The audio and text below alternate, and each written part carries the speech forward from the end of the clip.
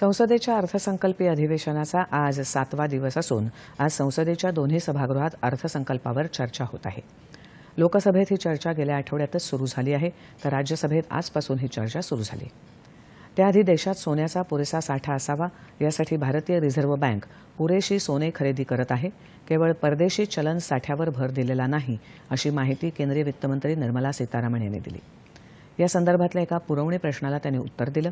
Reserve बँकेनं American डॉलर्सचाही पुरेसा साठा केला असल्याचं त्यांनी सांगितलं।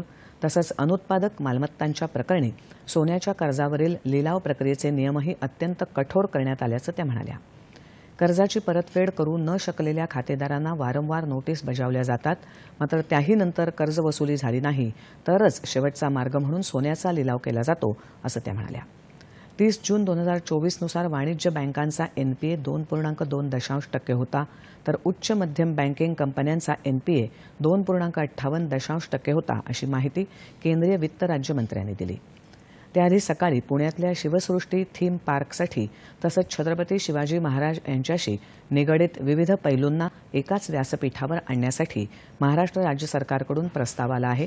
यासाठी तत्कालीन मुख्यमंत्री एकनाथ शिंदे यांनी 50 कोटींची विचारणा केल्याचं केंद्रीय पर्यटन मंत्री गजेंद्रसिंग शेखावत यांनी सांगितलं। शिवसेनेचे खासदार श्रीकांत शिंदे यांनी प्रश्नोत्तराच्या तासादरम्यान विचारलेल्या प्रश्नाला त्यांनी उत्तर दिलं।